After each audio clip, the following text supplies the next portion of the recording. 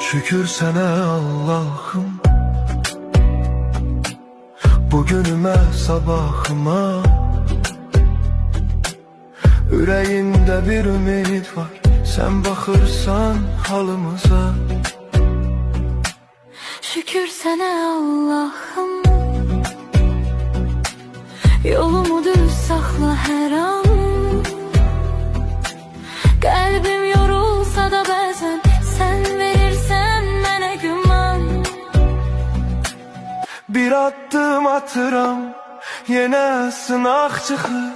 Dünya bəzən gülür, bəzən də yandırır. Amma mən bilirəm, tək deyiləm heç vaxt. Sənin adın var içimdə, mənə yetər bu haqq. Evimə bərəkət, canıma səhət, qəlbimə təmizlik, dilimə məhəbbət. Hər kəs öz payını halal qazansın.